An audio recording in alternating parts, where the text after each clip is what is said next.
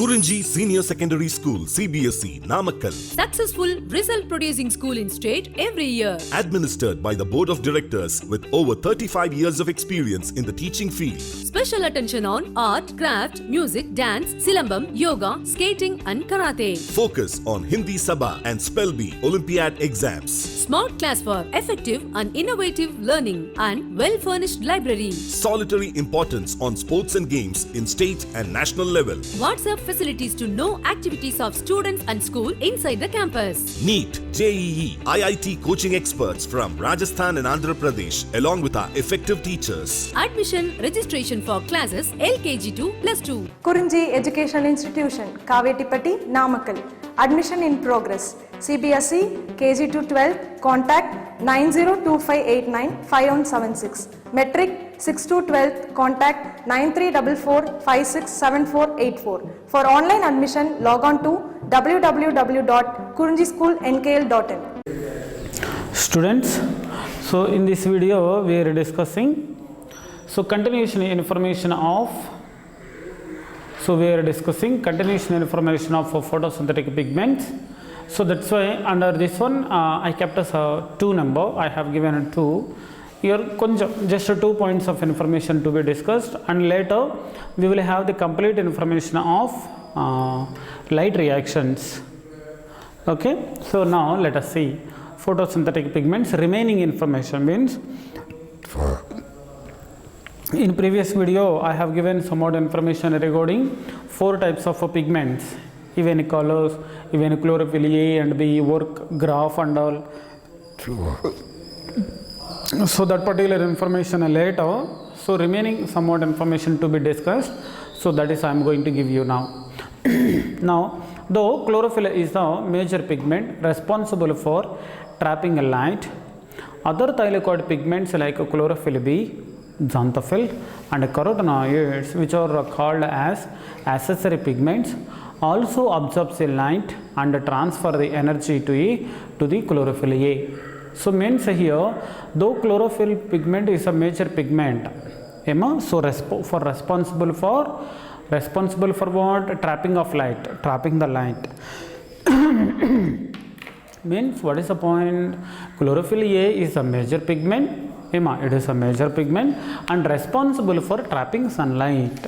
And it is responsible for trapping sunlight. Once the sunlight is trapped by the chlorophyll pigments, that will be transferred from the one place to another place, and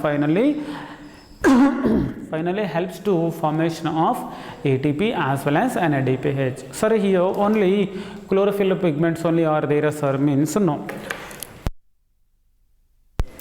Now along with the chlorophyll pigments, chlorophyll B, xanthophylls, carotenoids, likewise there are different types of accessory pigments are there. Then we may ask, sir, here the chlorophyll pigment function is responsible for the trapping of sunlight. Now then what is the function of these chlorophyll B, xanthophylls and carotenoids? Means these pigments also helps for the absorption of light, and one more important function, transfer of the energy to the chlorophyll A. Means here the chlorophyll pigments, chlorophyll A, it has the capability, and here the chlorophyll B, carotenoids, xanthophylls absorbs the light, and what is the absorption light or energy forms received by the sun, no, or received from the sun, no, so that will be transferred to the chlorophyll A. Okay. Means here the chlorophyll B, carotenoids and xanthophylls, we are calling them as accessory pigments. Idu marandu venda. So accessory pigments, what are the accessory pigments are there? Out of 4 different types of pigments, except chlorophyll A, remaining 3, except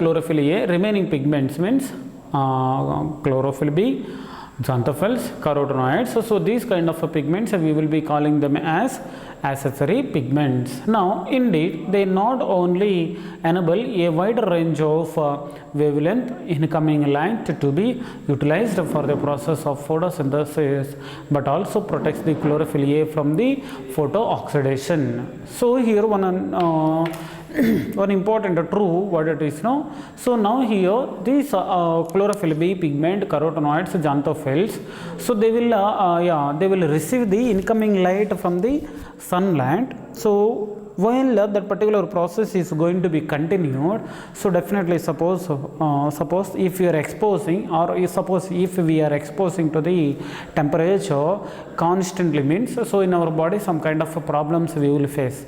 Likewise, so even plants also, plants parts also, when the plant parts are continuously exposed to the sunlight, no, some kind of a problem will be raised in the leaves. So that's why what is happening, chlorophyll B, carotenoids, xanthophylls, so prevents the some kind of processes activity. So means if you see there here, these three pigments, chlorophyll B, carotenoids, xanthophylls, protects the chlorophyll A from the photooxidation. Why? Because so here suppose if the light is going to be increased, or suppose if the plant parts are exposed to the light for a long time, so chance is there to get photooxidation. So means here some kind of problems comes. That's why here these three pigments, so means chlorophyll B, xanthophylls and carotenoids protects the chlorophyll A from the photooxidation. So this is the important point. Okay, photooxidation. So next one, what is light reaction? So today's class, so from here onwards we can start to discuss. So what is a light reaction? Means the light reactions or photochemical phase include light absorption, water splitting, oxygen release, and the formation of high energy chemical intermediates like ATP and NADPHs. So means here if you see there, no, the light reactions or the photochemical phases, so over sequential information. So first of all what is happening, and the next what is happening, and third what is happening, in a fourth step what is happening. Likewise it is a sequential processes which we can be depicted very clearly. So once you see, includes the photochemical phases include light absorption, water splitting, oxygen release, and the formation of high energy chemical intermediates known as ATP and NADPH2 or ATP and NADPH. So here sir, these kind of processes we need to by heart, sir, means NEET examination point of view use on. Okay, so now several protein complexes are involved in the process. So here there are several different types of proteins, means exactly these many or a number we cannot say, but one point we can say. So there are different types of proteins involvement is there in the photo reactions or light reactions. So thereby the pigments are organized into the two discrete photochemicals. So means here for our convenience to study, the pigments are organized into two discrete chemical photochemical chemicals. So one is that one we will be taking as light harvesting complex. Means here the pigments are comes together and converted into two discrete photochemicals. So within the LHC there one is a photosystem 1 and another one is photosystem 2. Okay, means here the light harvesting complex for our convenience to study. Suppose if you divide it into two types, so there one we will be taking as a photosystem 1 and another one we can consider it as a photosystem 2. And these are named in the sequence of the discovery, or these are all named in the sequence of discovery and not in the sequence in which they function during the light reaction. Means first of all we have discovered the photosystem 1, later we have discovered the photosystem 2. Based on the discovery only, or based on the criteria of discovery only, just we have given names to them, not by the sequence so in which they function during the light reaction. Okay, next one, the LHC. LHC is made up of hundreds of pigments. The LHC, which is made up of hundreds of pigments. Means see here, so as I told you before, how many number of pigments involvement is there, means there are several pigments involvement is there. So in case of in case of light reaction. So thereby here what are the points? So this particular point also even important to us. So what it is? LHC is made up of hundreds of pigment molecules bound to the proteins. So means here there are different types of hundreds of pigments are bounded by the proteins so and form LHC. So that's why what we are calling LHC, we are calling LHC is nothing but light harvesting complex. So in light harvesting complex, so there are different types of or hundreds of pigment molecules are surrounded by or bounded by the proteins. Bounded by the proteins. Next one, each photosystem has all the pigments. Suppose if you take each and every pigment, it has, so it has different types of pigments except one molecule of chlorophyll A. So suppose if you take one LHC, so light harvesting complex, so there are, we will observe the different types of pigments, or we will notice the suppose if you take each and every photosystem, so in each photosystem definitely we can find out the presence of all kind of pigments, so except chlorophyll A. Means except chlorophyll A, why we are taking or when we are taking, no, or here if you see there in formation of one photosystem, we see no light harvesting complex. For our convenience to study, we can divide it into two types. One is a photosystem 1 and photosystem 2 we see. Photosystem means each photosystem, if you see there are different types of pigments are present, means chlorophyll B is present, carotenoids are present, and xanthophylls are present, but which one will not be there? So except chlorophyll A.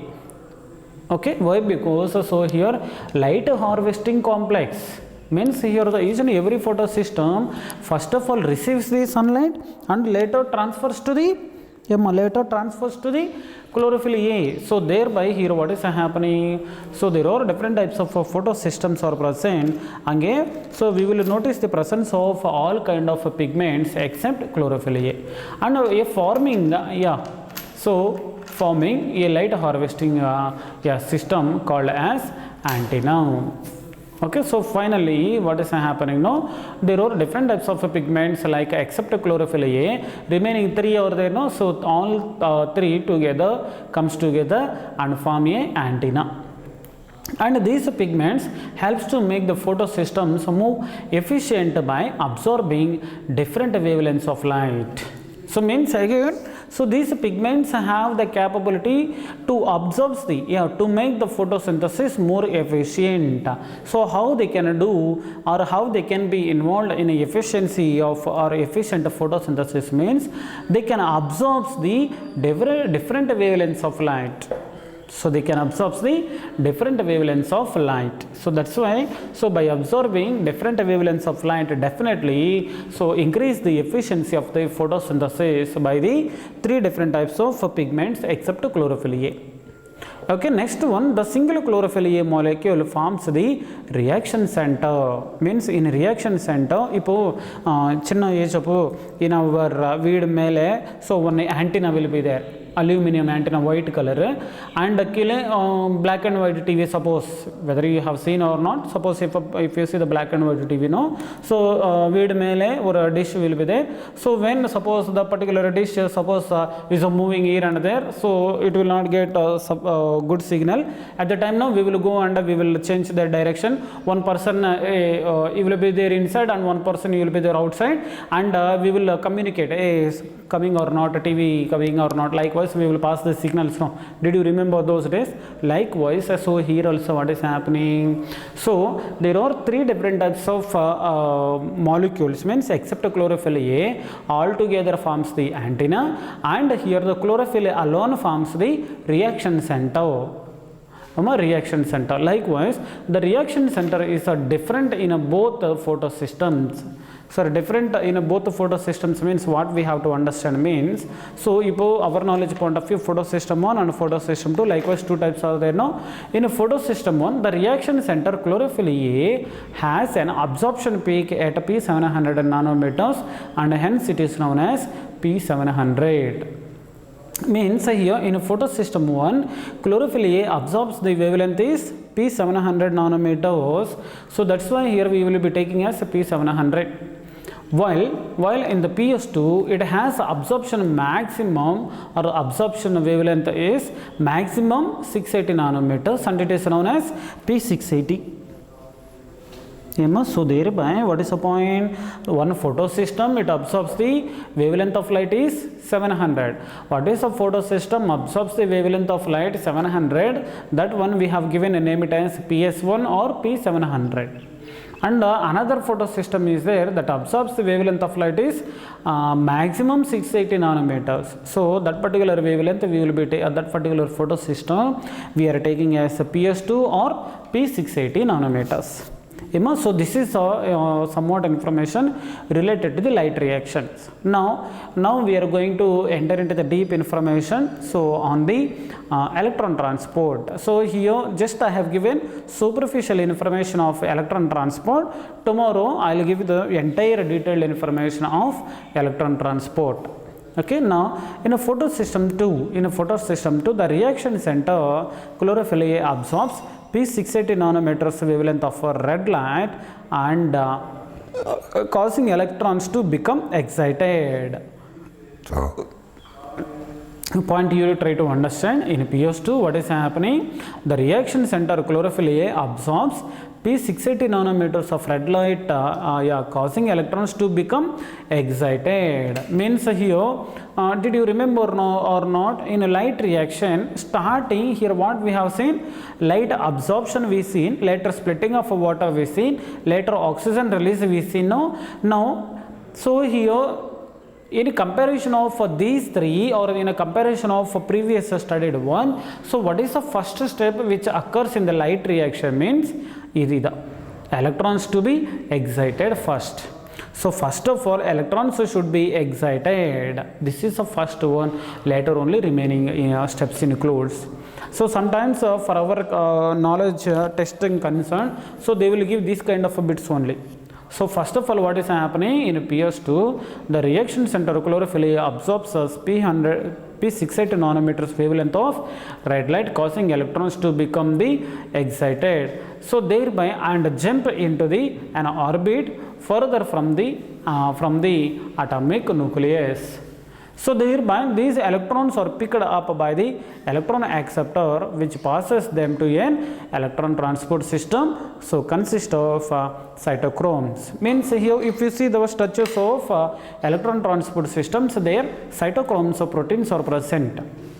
So then what is the use of these cytochromes? Means these cytochromes are made up of proteins, so definitely helps for the transport of electrons. So here suppose what are the electrons are liberated, so all these electrons will not sit at one place simply, so they will move continuously from one place to another place. So now how these electrons movement is going to be taken place and the involvement of electron transport, let us study by dividing the electron transport chain into two types. One is jet stream mechanism or non-cyclic electron transport. Means here if you see the term here, non-cyclic electron transport, means here the electrons will not come back to the where they have been originated. But here second one if you see there, cyclic electron transport, means here in this kind of a pathway definitely where the electrons have been originated, finally the electrons comes to the birth place or origin place. So that's why here there are two different types of electron transport mechanisms are there. One is non-cyclic electron transport or jet stream, and the second one is cyclic electron transport chain. Okay, so these two informations in the next class let us see. So very deeply we are going to study. So watch this video. This is a backbone video to understand the electron transport chain in further videos. Thank you.